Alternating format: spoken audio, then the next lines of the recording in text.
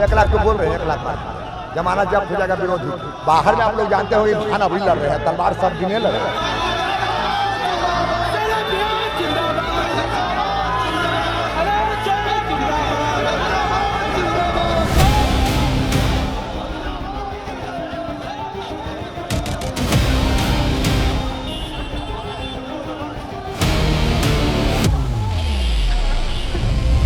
खिस्सा सियासी है देख रहे हैं आप। मैं हूं सैयद अली अख्तर। बिहार में माहौल चुनावी है और इन दिनों सबसे ज्यादा चर्चा है अनंत कुमार सिंह की। बिहार की सियासत में बाहुबलियों का जलवा कोई नया नहीं है, लेकिन जब बात अनंत कुमार सिंह की आती है तो कहानी ही अलग हो जाती है। बिहार में कोई उन्हें माननीय कहता है, कोई बाहुबली कहकर बुलाता है, कोई मोकामा का डॉन कहता है तो कोई अपराधी की नजर से देखता है। बिहार में सरकार चाहे नीतीश कुमार की हो या फिर लालू यादव की, लेकिन मोकामा की जनता उन्हें छोटे सरकार कहकर ही बुलाती है। ये वो बाहुबली है जो सुशासन बाबू यानी नीतीश कुमार की पार्टी जेडीयू के लिए भी उतना ही जरूरी या फिर कहें मजबूरी है जितना कभी लालू यादव की पार्टी आरजेडी के लिए जरूरी है। अनंत सिंह का 2 दशक का जितना लंबा सियासी सफर रहा है, उससे कहीं ज्यादा लंबा आपराधिक इतिहास भी है। मोकामा में 30 अक्टूबर को हुए दुलारचंद हत्याकांड में अनंत सिंह की गिरफ्तारी हुई और फिर उन्हें 14 दिन की न्यायिक हिरासत में बेऊर जेल भेज दिया गया। अनंत सिंह बिहार विधानसभा चुनाव के दौरान जेल में ही रहेंगे। इस हत्या के खिलाफ घोसवरी थाने में अनंत सिंह समेत 5 लोगों के खिलाफ एफआईआर दर्ज कराई गई थी। मोकामा जहां से अनंत सिंह का ताल्लुक है, वो सीट पटना जिले की 14 विधानसभा सीटों में से एक है और इसे अनंत सिंह का गढ़ माना जाता है। जेडीयू ने अनंत सिंह को मोकामा से उम्मीदवार बनाया है तो आरजेडी ने बाहुबली सूरज भान सिंह की पत्नी वीणा देवी को टिकट दिया है। जनसुराज ने इस सीट से पीयूष प्रियदर्शी को अपना उम्मीदवार बनाया है। दुलारचंद यादव जनसुराज पार्टी के पीयूष प्रियदर्शी के समर्थन में ही प्रचार कर रहे थे, जिनकी हत्या के मामले में अनंत सिंह अब सलाखों के पीछे हैं।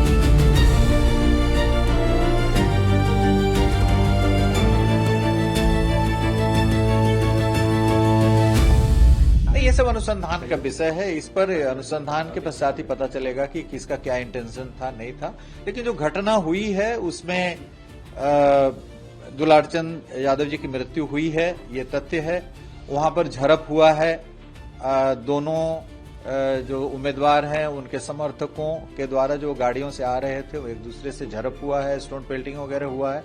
तो इन सभी के संबंध में कांड दर्ज किए गए हैं और 80 से अधिक लोगों की इन सभी कांडों में गिरफ्तारियां हुई हैं, including this murder case. Anant Singh का जन्म 1961 में पटना जिले के बाढ़ प्रखंड में आने वाले नदावा गांव में एक भूमिहर परिवार में हुआ। कहा जाता है कि जब पहली बार वो जेल गए तब उनकी उम्र महज 9 साल की थी। इसके बाद अपराध के रास्ते पर वो ऐसे बढ़े कि बड़े बड़े अफसर और नेता भी उनके सामने सिर झुकाने लगे। उनकी ओर से दाखिल किए गए चुनावी हलफनामे के मुताबिक उनके खिलाफ 28 मामले चल रहे हैं। हालांकि किसी भी मामले में अब तक उनको दोषी नहीं ठहराया गया है। इसमें हत्या, आपराधिक षड्यंत्र, यातना, अपहरण और हमले जैसे केस दर्ज हैं। वो इससे पहले कम से कम 5 बार जेल जा चुके हैं और अब दुलारचंद हत्याकांड में उन्हें एक बार फिर जेल जाना पड़ा है। बिहार की मोकामा विधानसभा सीट पर कई साल से अनंत सिंह के परिवार का दबदबा रहा है। 1990 और 1995 में अनंत सिंह के बड़े भाई दिलीप सिंह इस सीट से चुनाव जीते। वो लालू प्रसाद यादव की सरकार में मंत्री भी रहे। उन्हें इलाके में बड़े सरकार के नाम से भी जाना जाता था। इस तरह भूमिहर नेता अनंत सिंह को छोटे सरकार के नाम से भी जाना जाने लगा। साल 2005 में अनंत सिंह यहां से पहली बार चुनाव जीते। वो यहां से लगातार 5 बार चुनाव जीत चुके हैं। 2010 के चुनाव में उन्होंने ये सीट बरकरार रखी। 2015 में नीतीश कुमार की ओर से लालू प्रसाद यादव की आरजेडी से हाथ मिलाने के बाद उन्होंने जेडीयू छोड़ दी। उस चुनाव में उन्होंने निर्दलीय के रूप में चुनाव लड़ा और जेडीयू उम्मीदवार को हराया। –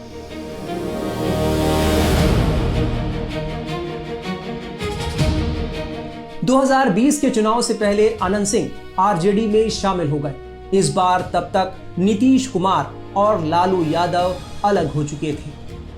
राज्य में राजनीतिक समीकरण बदल गए थे, लेकिन मोकामा का नतीजा वही रहा। अनंत सिंह फिर से जीत गए। हालांकि 2022 में अनंत सिंह को एक हथियार मामले में दोषी ठहराया गया और उनकी विधानसभा सदस्यता चली गई। उनकी पत्नी नीलम देवी ने चुनाव लड़ा और मोकामा सीट आरजेडी के लिए बरकरार रखी। इस बार अनंत सिंह ने फिर से अपना कीमा बदल लिया और जेडीयू का टिकट पा लिया। कहा जाता है कि एक वक्त ऐसा आया जब अनंत सिंह वैराग्य लेकर अयोध्या और हरिद्वार में साधु बन गए थे, लेकिन किस्मत को कुछ और ही मंजूर था। जब सबसे बड़े भाई बिरंचित सिंह की हत्या हुई तो अनंत का साधु रूप खूनी बदले में बदल गया। आरोप है कि उन्होंने अपने भाई के हत्यारों को ईंटों से कुचलकर मार डाला। यही वो दिन था जब बिहार के लोगों के बीच छोटे सरकार का जन्म।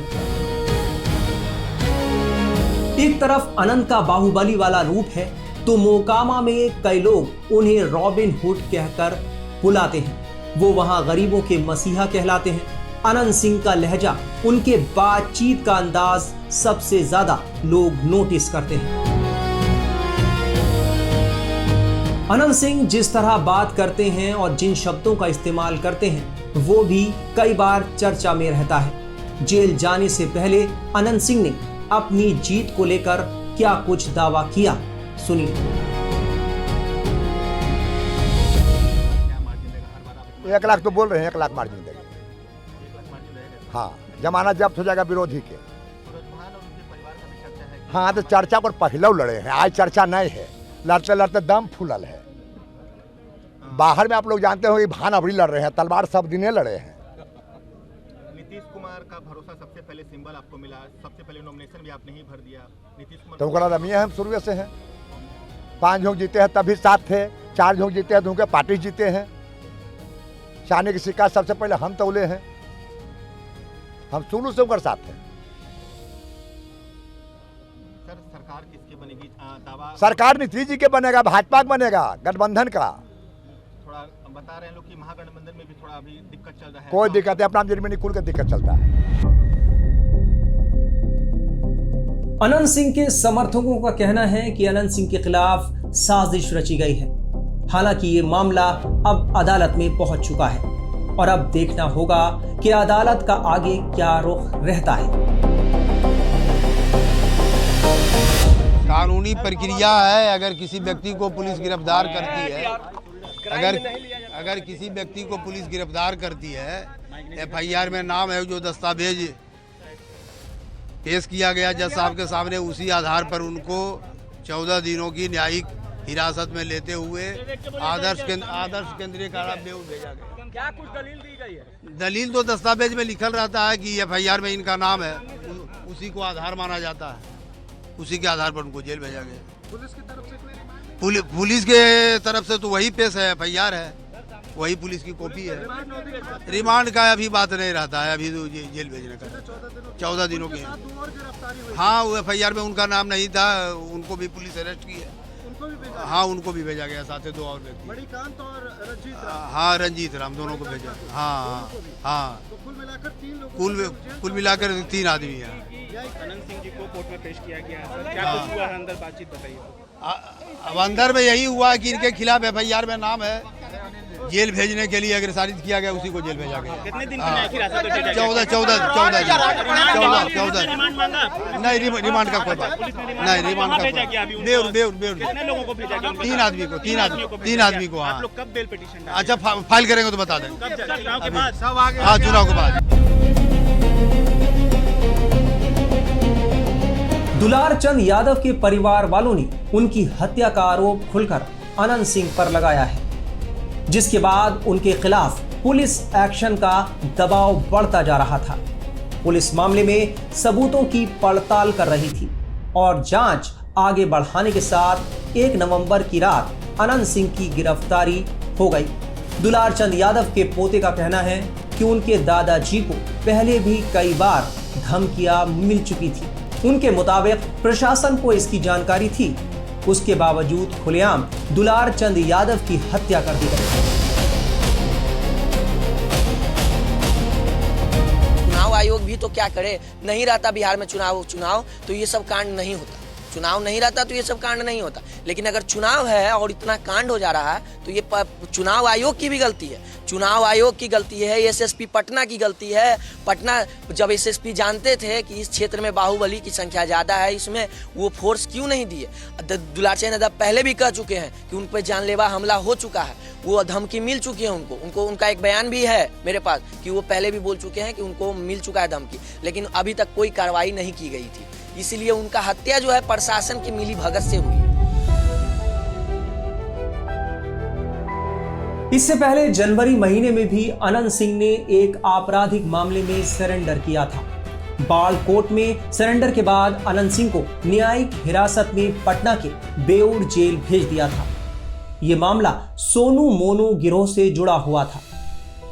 दरअसल 22 जनवरी की शाम राजधानी पटना से 110 किलोमीटर दूर नौरंगा जलालपुर गांव में 2 गुटों के बीच गोलीबारी की एक घटना हुई थी, जिसका आरोप अनंत सिंह पर लगा था। इन दोनों गुटों के बीच पुरानी दुश्मनी रही है। 22 जनवरी को हुई गोलीबारी की घटना के बाद 23 जनवरी को अनंत सिंह और सोनू दिन भर मीडिया इंटरव्यू के जरिए एक दूसरे को ललकारते नजर आए। दुलार चंद यादव हत्याकांड में अनंत सिंह का नाम आया। उनकी गिरफ्तारी के बाद विपक्ष और हमलावर दिखाई दिया। महागठबंधन के सीएम उम्मीदवार तेजस्वी यादव को मौका मिल गया और उन्होंने कह दिया कि उनकी सरकार बनने के बाद 26 नवंबर से 26 जनवरी के बीच सभी अपराधियों को वो जेल भेजने का काम करेंगे।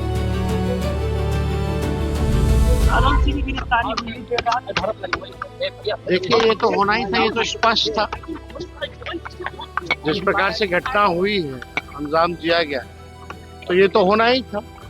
लगातार जो है महाजंगल राज की स्थिति बिहार में बनी हुई है।